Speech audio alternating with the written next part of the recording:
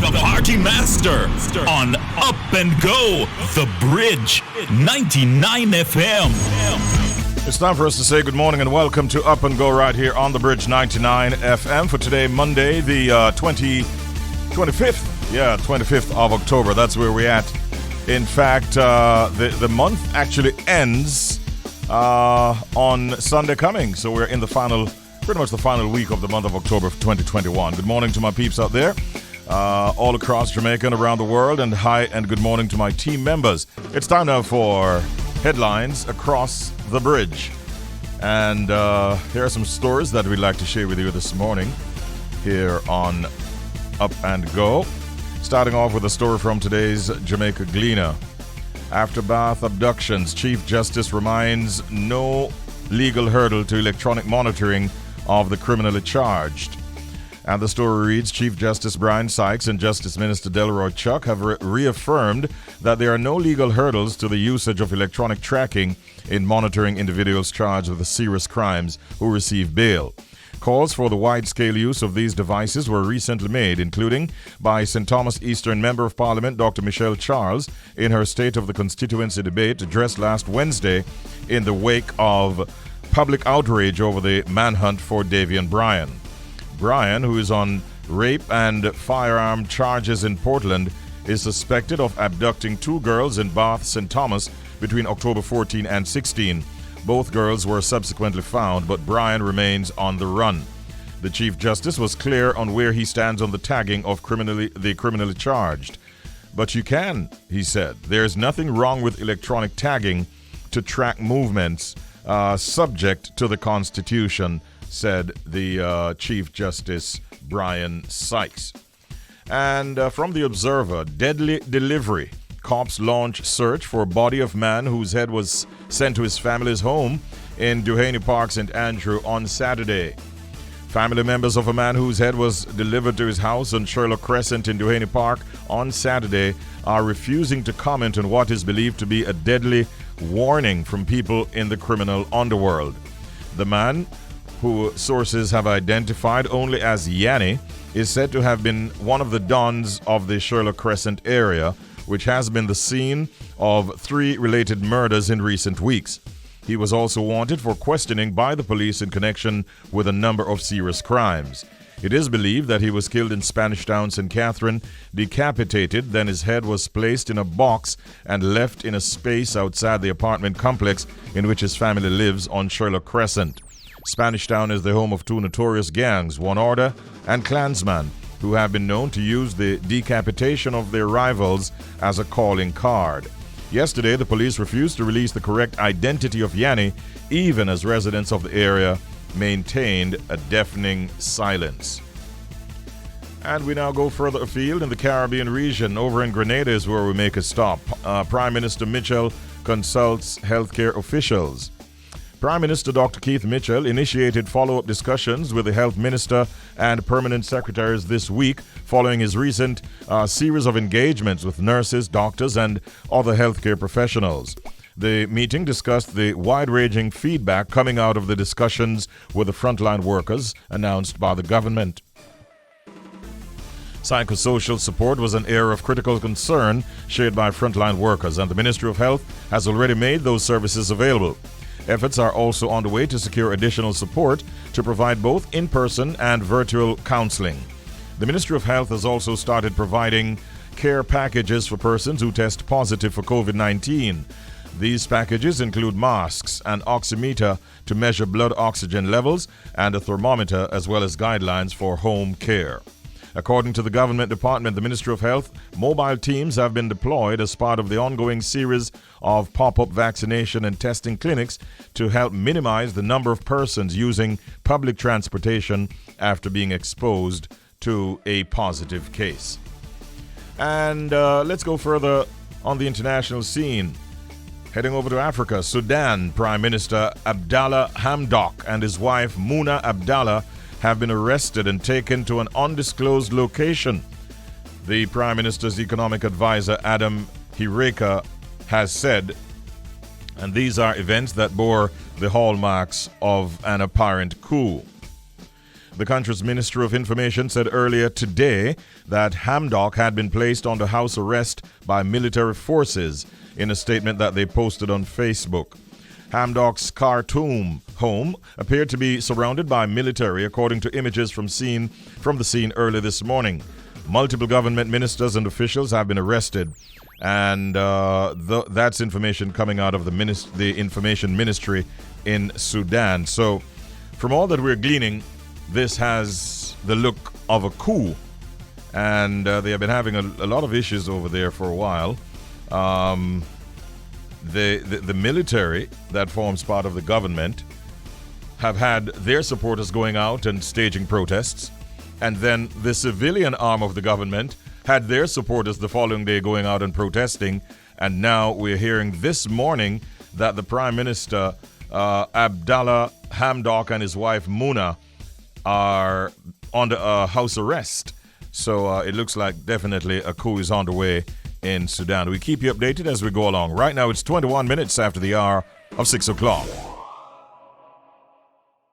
Got a nice, interesting program lined up for you today. We've got a number of guests, including Brigadier Radgh Mason, who is the president of the Caribbean Military Academy. He stops by to discuss skills training opportunities for especially at-risk youth, and he's going to be our guest at 7 o'clock this morning. We also will have a chat with Mr. Maurice Wilson, who is the principal of the GC Foster College of Physical Education and Sport, and there are some upcoming events and so on at the GC Foster College that we will definitely be talking to him about, in addition to just generally the contribution that GC Foster College is making to our sports here in this island.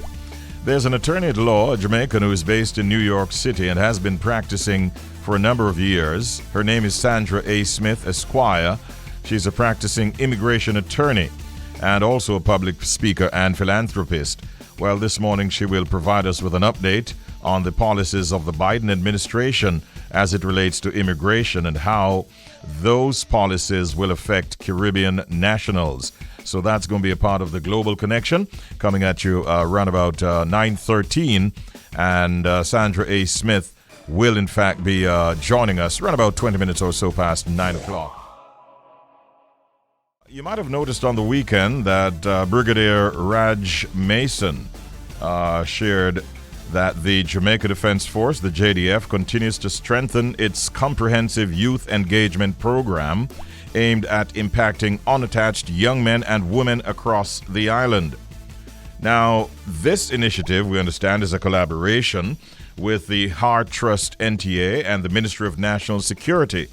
And we thought it important to share some more details with our listeners. And so we're very pleased to welcome to Up and Go this morning, Brigadier Mason. Good morning, Brigadier. Good morning, Richie B. How are you, sir? Not too bad at all. And how are you today? I'm good, thanks. Okay, thank you so much for joining us. Before we get into the specifics of this program that we highlighted, Brigadier, I wanted to ask you if you could tell us a little bit more about the Caribbean Military Academy. Okay, let me also say good morning to your listeners. The Caribbean Military Academy was established in May of 2019. Mm-hmm. The Military Academy is our mandate is to provide certified vocational and tertiary level training to a wide range of participants. The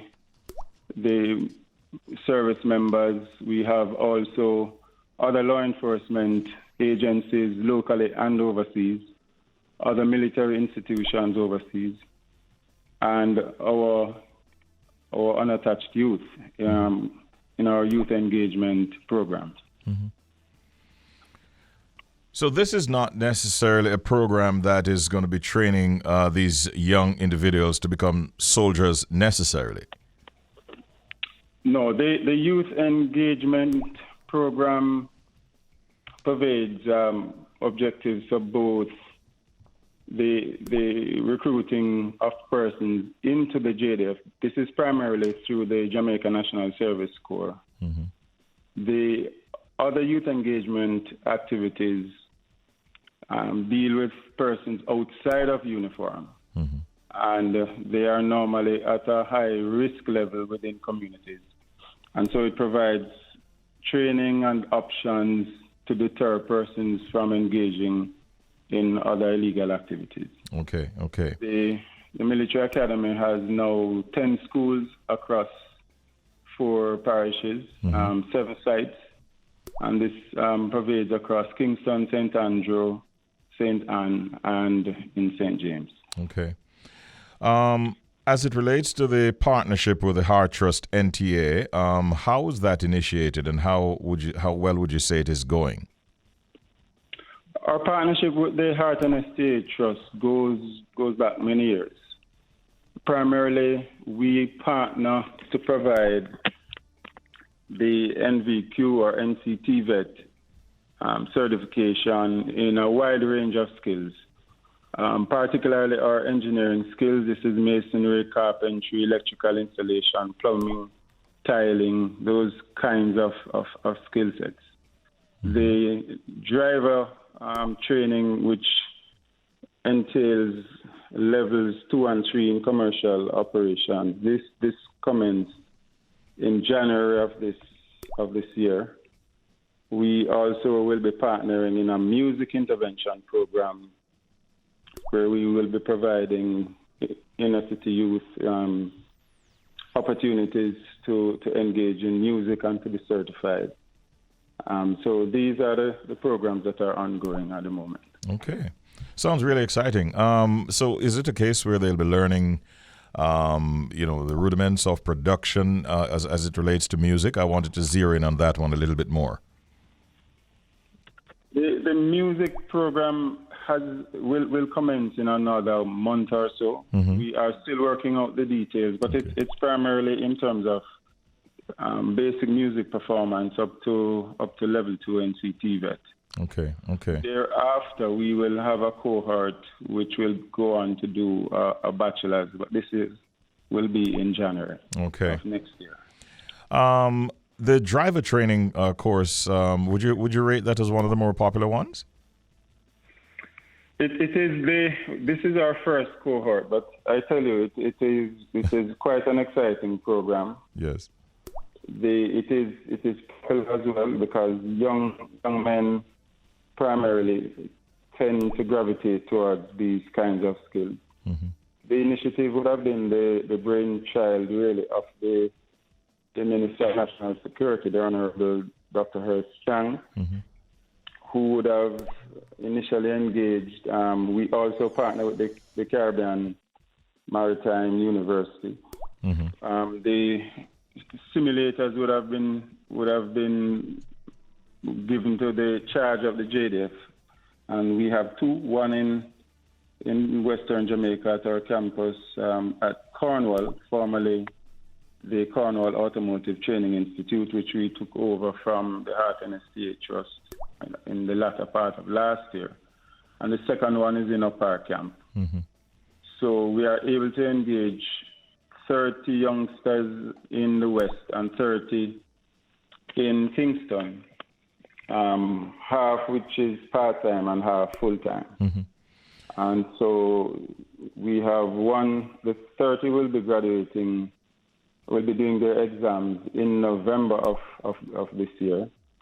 And they're looking forward to it because it is a very marketable skill. We did have engagements with the private sector who all would have expressed their own thoughts about the program, and the students are looking forward to gaining employment in these institutions. Okay. So it's been a very exciting program, and I'm really looking forward to the next cohort starting in January of next year. And as you speak about that, is registration already underway for that next cohort? Registration is underway. The Ministry of National Security primarily does the vetting and selection of persons. We then take those persons into the program, and apart from the technical driving training, we take them through a number of other skills dealing with just matters of leadership, matters of social dispute resolution, and other areas of life and discipline that is so lacking in our society in a number of instances. So if there's a young person, listening to us right now who would maybe love to participate, what would be the first thing that they would want to be doing? Making inquiries or finding a way to apply? What should they do? They can send their application into the Ministry of National Security.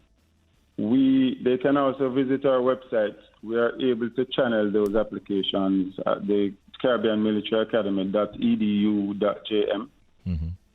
They can also send in applications through the HEART platform, and it will get to the relevant persons in the ministry who do the vetting and final selection. Okay. Just to repeat, you said Caribbean Military Academy.edu.jm. .jm. That's correct. All right. What age range are you targeting with these programs? We have not stipulated an age range. However, we do focus on the youth up to age 25. However, the ministry does do its vetting, and we are really looking at persons who are most at risk. Okay. Would you say, Brigadier, that there are a number of success stories, and if so, can you maybe share one or two with us of participants in this program? Well, what I would love you to do when the opportunity presents itself would be to come and interact with the youngsters. The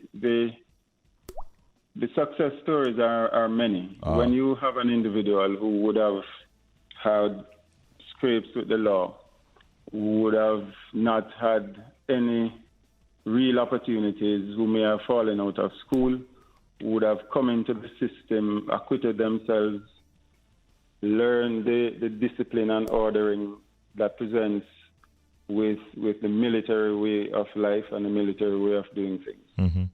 And they end up walking away with fully supported. The ministry, each student, the cost is approximately $1.9 million. They're provided with a stipend, lunch, uniform, and the tuition. And it's both, the simulator covers about 40%, and actual driving on the road is another 60%, where they do the actual trailer and truck driving. And so it really has been a tremendous success, and we do look forward to expanding the program even bigger. Yeah, really, really exciting stuff we're hearing. Is there what level of cost is it to the participants? There's really no cost to the participants. None whatsoever. Wow. Between the JDF, the Ministry of National Security, we offset the entire cost for the program. And the Heart and Estate Trust, I should have said, who would have taken care of the vocational certification side of the instructing. So this is really, really good news. And it's available to youth right across the island who can participate? Right across the island. The main criteria, as I said, though, is persons at risk. Yes. Because we have to prioritize those, and it is a truly sustainable way to avoid persons getting on the wrong side of the law.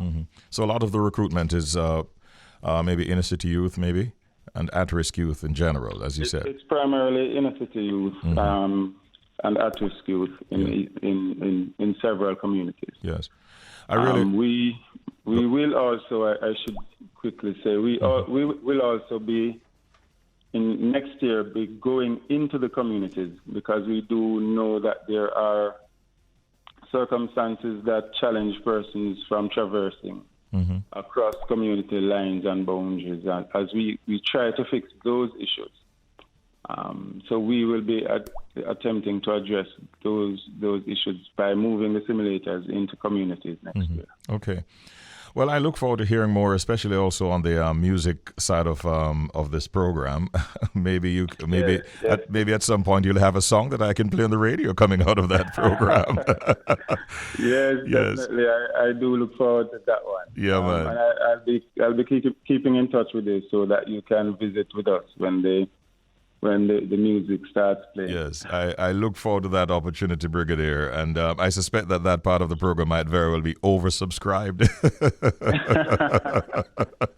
But my commendations to you and to everyone involved in this program, your partners, Minister Chang and those in the Ministry of National Security. Really, really exciting news, and I hope that it continues to grow from strength to strength.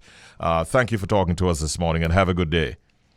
Thanks for having me, and have a great day too. All the best. Much appreciated. That's a chat there with Brigadier Radgh Mason of the Jamaica Defense Force, talking to us about the youth engagement program being put on by the Ministry of National Security and their partners. By the way, Ed Sheeran is a little bit under the weather, as news has emerged that yesterday he tested positive for COVID-19. Big up Nari. And he actually put out a post which says, "Quick note to tell you that I've sadly tested positive for COVID, so I'm now self-isolating and following government guidelines." He's 30 years of age, and he's one of the most successful artists right now in contemporary music. And this news came out yesterday, even whilst his fans and the world awaits the release of his next album. Interesting title. It's actually the sign equal. Yeah? And it's pronounced equals. so that is what he's coming out with. Thank God it's not his name that he turned into a symbol. So it actually is the symbol for equal, like you're doing mathematics and so on. Yeah, that is the name of his next album. It is to be pronounced equals, by the way. And it is expected to be unveiled on Friday, 4 years after he began recording it. So Ed Sheeran is a little under the weather, but I think he'll be A-OK in short order. Welcome home to Traffic Man Tony, and I know that he's enjoying himself over there in St. Catherine somewhere, I suspect. Morning, Traffic Man. Welcome to Jamaica. And there's news coming out of Canada. If he were up there right now, I'm sure that he would be able to share with us and tell us what's going on. But what we can tell you is that a company valued at approximately 1.7 billion Canadian dollars now sees a son up against his mother and his two sisters fighting for control of this company. We're talking about Rogers Communications, and that is the big telecoms company in Canada, valued at, like I said, at about 1.7 billion. The son is Edward, and he's on one side, whilst his sisters, Melinda and Martha, along with their mother, Loretta, have banded together. Ed on the weekend put out a post saying that, hey, they tried to get me out of the chairmanship of this company, but I have other directors who have voted for me. Meanwhile, his sisters and his mother are saying, what is he talking about? As a matter of fact, his mother is quoted as saying, Edward unfortunately continues to proceed down a misguided and miscalculated path which leads nowhere productive and puts his own interests ahead of those of Rogers' employees, customers, and shareholders. He should stop immediately, as his behavior simply serves to underscore his seemingly wanton disregard for good governance. Strong statement from his mother, not to mention what his sisters have been putting out. They have been almost disrespectful. Here's one of the quotes from his sister, Martha. Ed will lose. His play date tonight with the old guard is another waste of time. She says, I see Ed has appointed himself the chairman. LOL. This should be taken as seriously as if he appointed himself the King of England.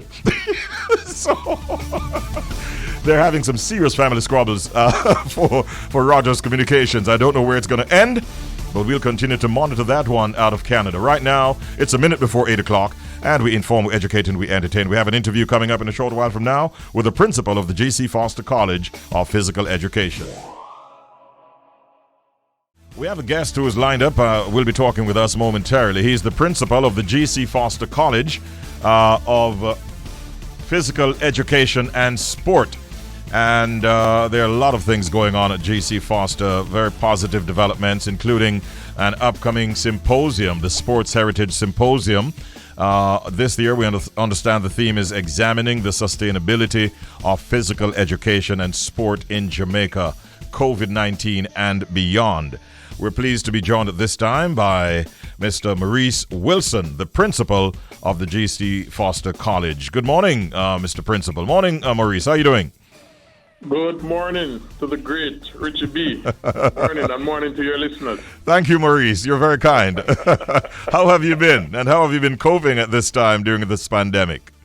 Well, let me say I am very fortunate and thankful to be alive. It has been a very tough period, but it has been a period in which we can look at the obstacles and see what solutions we can come up with. So I am very, very thankful. All right, wonderful. For those who are not so familiar with your institution, Maurice, give us a little background on the G.C. Foster College, and maybe you want to name some of its famous former students and so on, and what role does it really play as far as our sports is concerned? Well, G.C. Foster College was donated in 1980 to the Jamaican people by the Cuban government.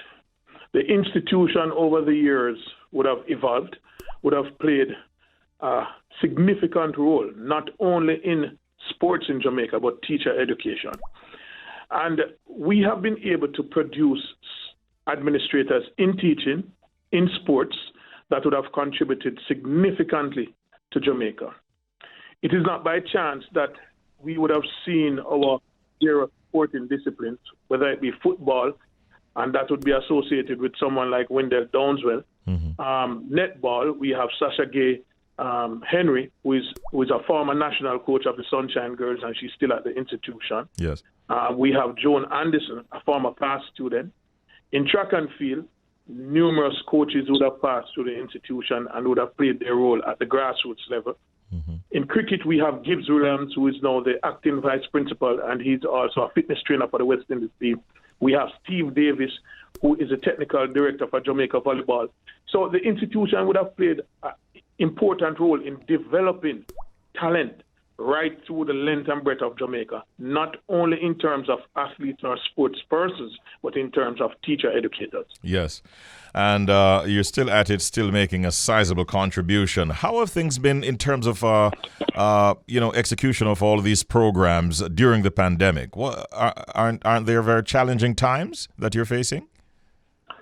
Yes, it has been a very challenging time, but I must give credit to the staff of G.C. Foster College, the entire management, the lecturers, the board of governors. During the pandemic, I think we were one of the first institutions to launch a webinar, and that was done through Mr. Lewin Williams, Mr. Marlon Gale. They were very instrumental in organizing a webinar which spoke to really getting the physical education teachers to operate a particular way during this period of troubling time.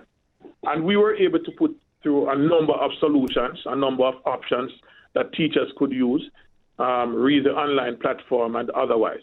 And so as a premier institution in sports, in teacher training and sports personnel, I think we were very instrumental in leading the way in that area. In relation to the startup of extracurricular events, we were also instrumental in writing the protocols along with Bruce James for the start of track and field meets.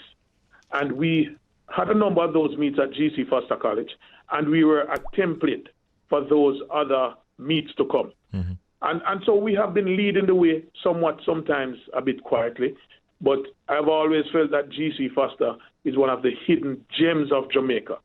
And as we continue to evolve, as we ask for the support, we're not begging, we're soliciting support based on what we have been doing over a period of time.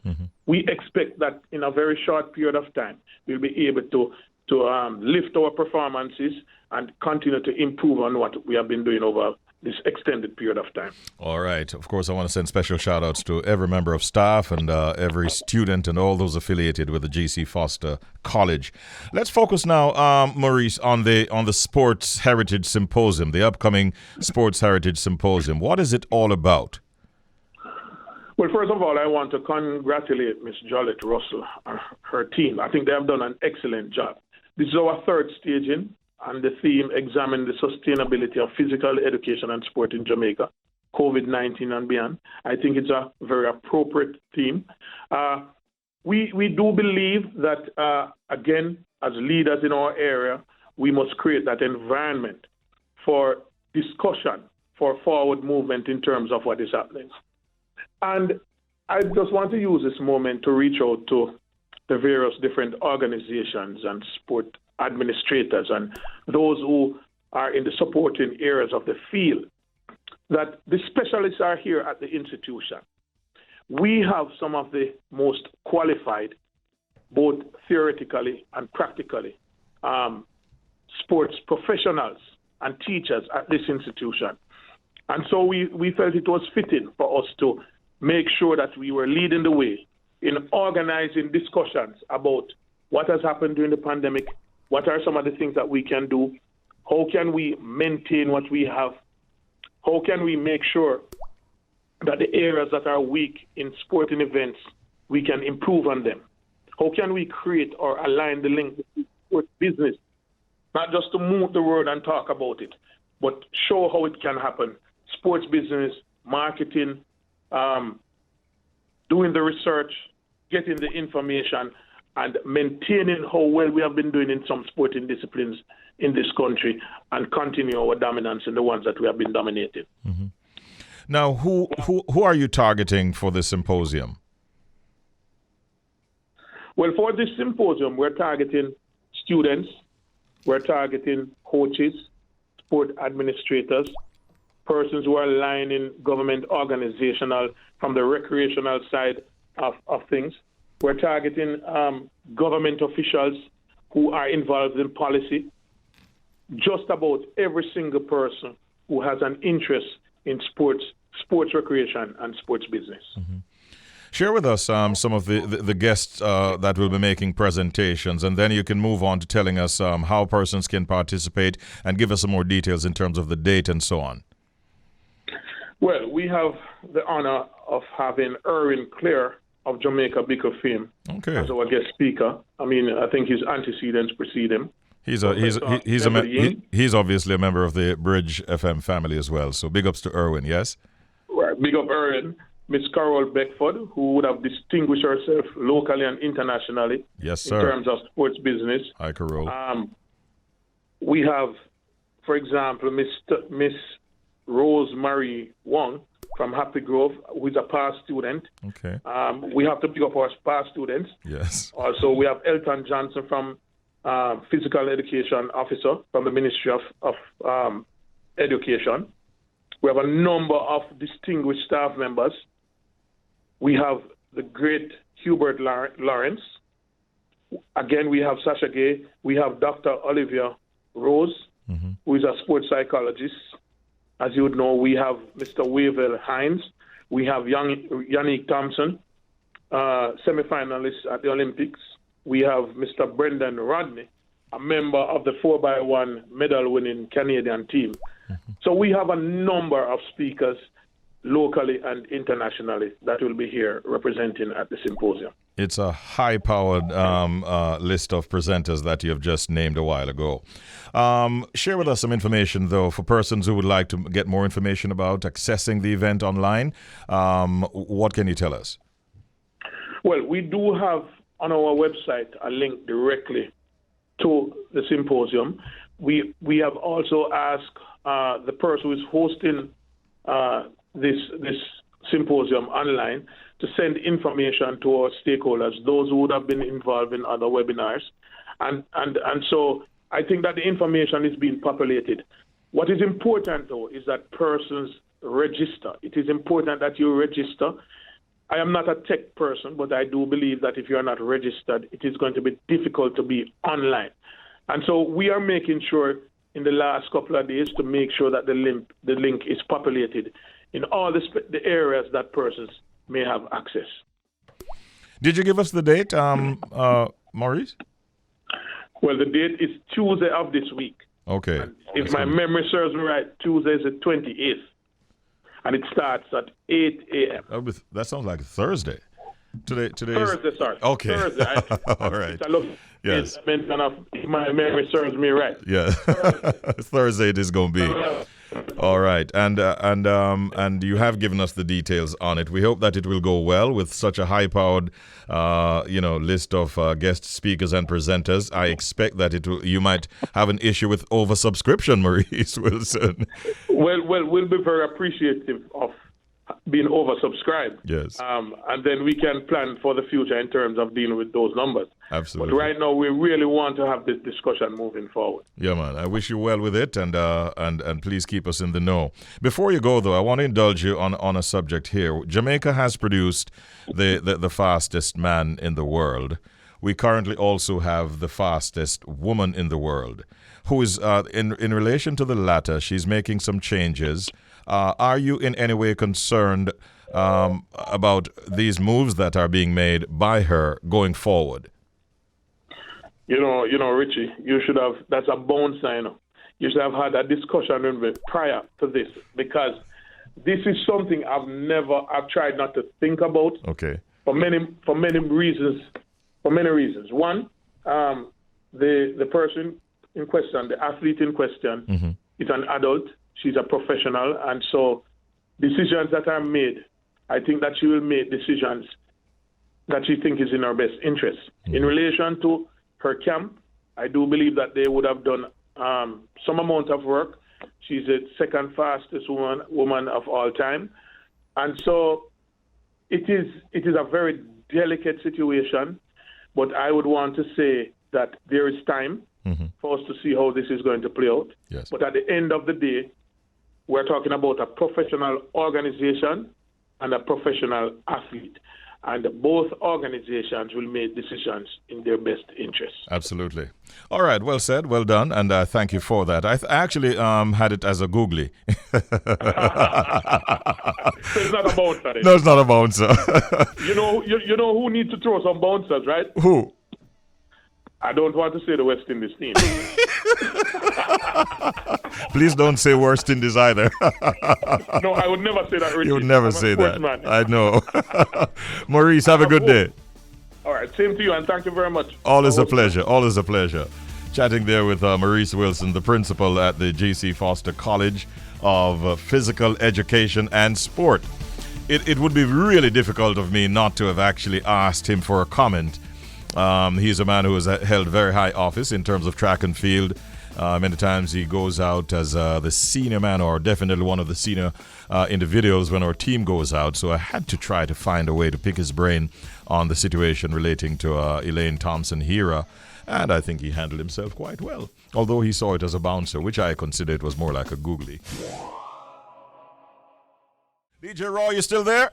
Still there, still connected, and still playing music for the world, and of course giving them information. And our special guest has something to share with our listeners, both at home and abroad. Yes, sir. A very important topic of immigration, and she's in the know. She's a practicing attorney at law, a Jamaican who's based in New York City, and is going to tell us a lot more about the immigration policies of the current administration and how they might impact Jamaicans and Caribbean nationals. But before I bring her in, just to remind our listeners that this segment of our simulcast is brought to you courtesy of the Jamaica Stock Exchange, the world's best performing stock exchange in 2015 and 2018, according to Bloomberg. And they're reminding you at the Jamaica Stock Exchange to invest in Jamaica, land we love. Call 876-967-3271.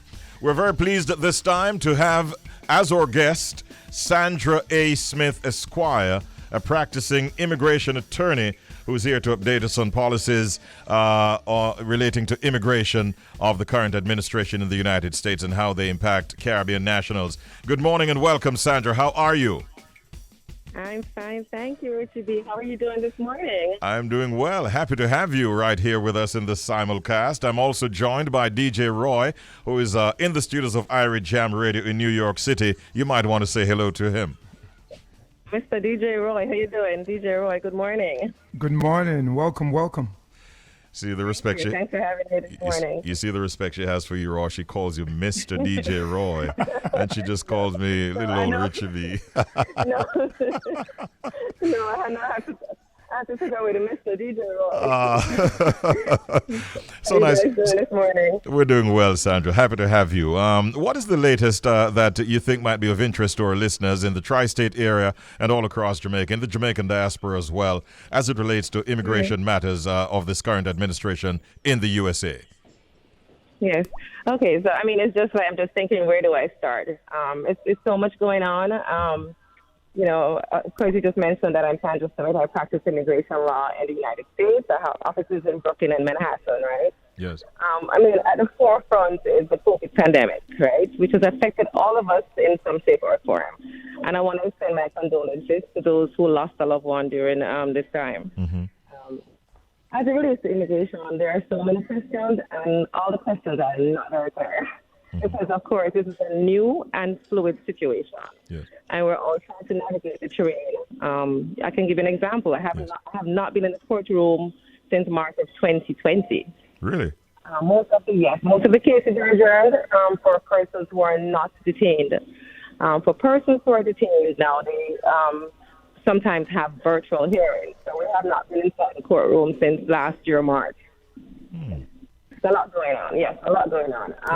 I can also add that, you know, on October 15, 2021, the White House announced that foreign nationals who are traveling to the United States are required to demonstrate they have proof of full vaccination against COVID-19. Yes, yes. That's something that a lot of persons are calling the office asking about. This will take effect on November 8th. So for persons who are traveling from November 8th moving forward, you're going to have proof of full vaccination against COVID-19. I know at one stage they were contemplating whether or not persons who took mixed vaccine doses, whether or not they would be allowed. Do you know the latest on that?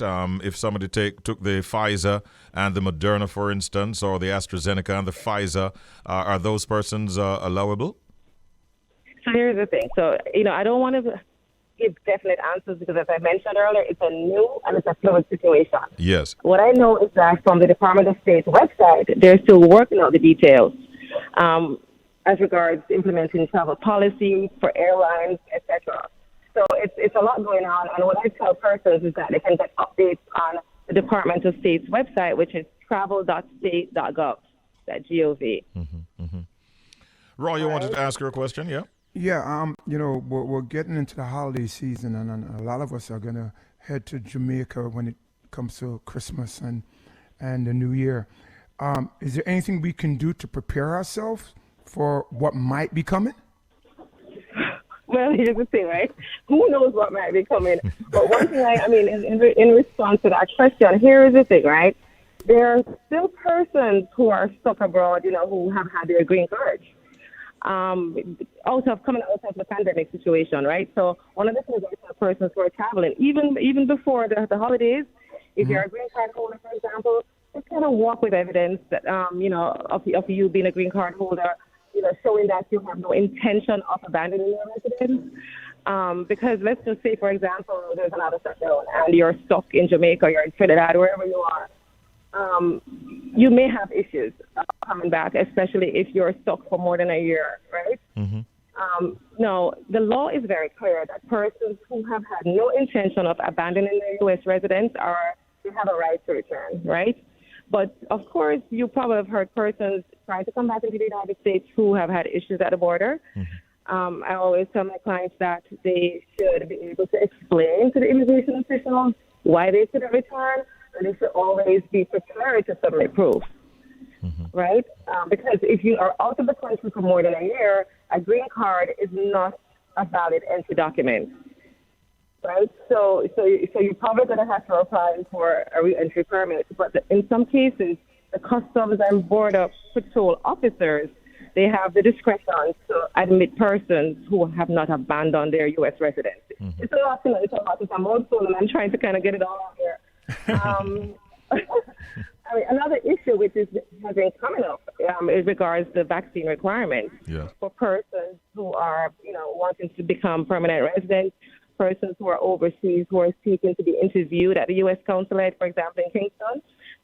On September 14th, USCIS updated their policy regarding the COVID-19 vaccination requirement, right?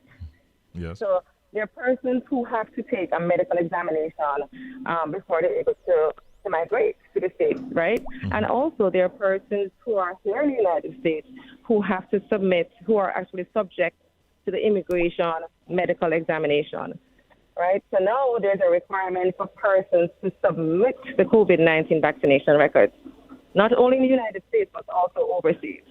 It brings me to the issue of persons who might have, say, medical issues, Sandra, and that maybe would prevent them from being vaccinated. And the other issue I wanted you to comment on is persons who are actually migrating officially to the United States. How are these policies likely to impact those two scenarios?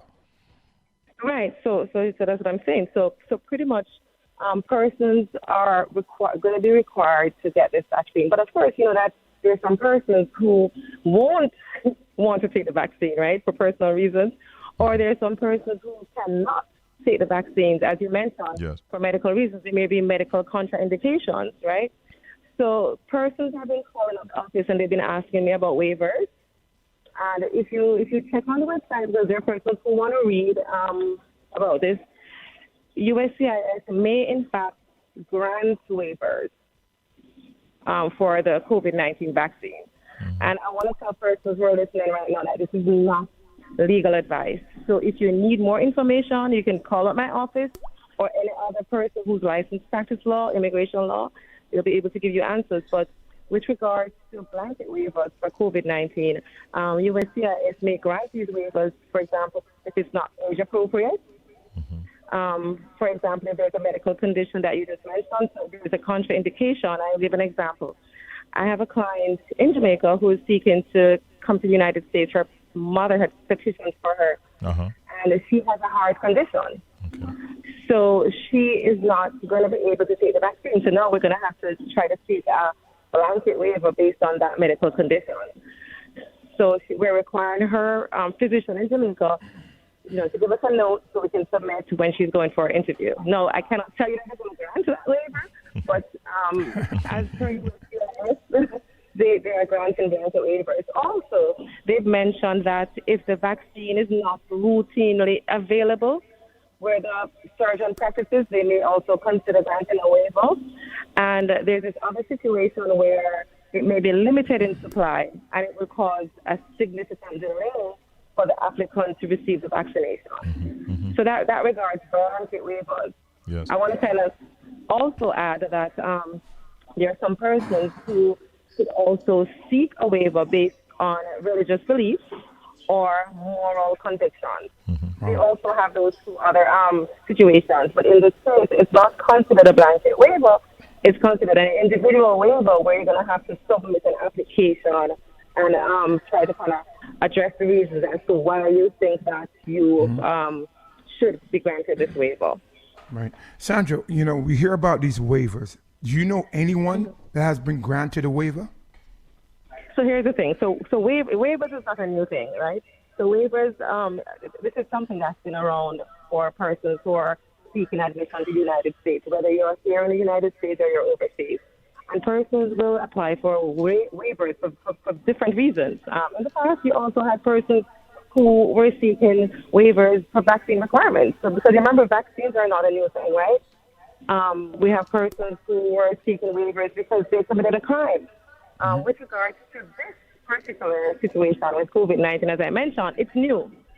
So, I cannot give an answer as to whether or not there's been approvals because in my office, we're just starting to submit waivers for COVID-19 vaccines. So I cannot give you an answer as to whether or not this is something that's going to be, easy or being approved moving forward. Well, listen, as you said, it's a fluid situation and it continues to change. Sometimes I sit and I wonder, Sandra and Roy, whether or not under this administration things are any more leniency, so to speak, to the Caribbean National than previous administration. But I'm not asking you to necessarily comment on that, Sandra. Those are just thoughts in my head. No, but I wouldn't comment either. But here's the thing: is I don't think there's a. I mean, it's kind of hard for me to respond to this without like having my own personal biases. Yes. But I don't think that there's a difference with regards to how you're treated, whether you're from Trinidad, Jamaica, Sweden. I mean, I have clients who are from all over the world, and we just kind of we submit applications, we submit briefs, we submit waivers, and if you make a good argument as an attorney, you should be able to assist your client. But as it regards to this COVID-19 situation, and I think the most important thing for persons who are listening, they're wanting to know, if I don't want to take the vaccine, what's going to happen to me? Pretty much you're going to be deemed inadmissible because there's a requirement to take the vaccine. Yeah. So unless you can fit into any of these exceptions, then you're going to have to do it or not migrate. Yeah. Well, I tell you, you've provided a lot of information this morning. I'm sure found to be useful by many, especially Caribbean nationals in the tri-state area and beyond, including here in Jamaica. I want to thank you, Sandra, for the time you shared and the information you shared with us. And we might have to do this again sometime. Thank you so much. Absolutely, and thanks for having me this morning. It's our pleasure. Sandra A. Smith, Esquire, practicing immigration attorney, was our very special guest. DJ Roy, thank you so much for your participation there. I think we're on a local break, and we come back right after. We have some matters to talk about. You asked about churches and what they're doing here in Jamaica. that we'll have to talk about on the other side of this break. We'll be right back. Richie B, the party master, on Up and Go, The Bridge, 99 FM.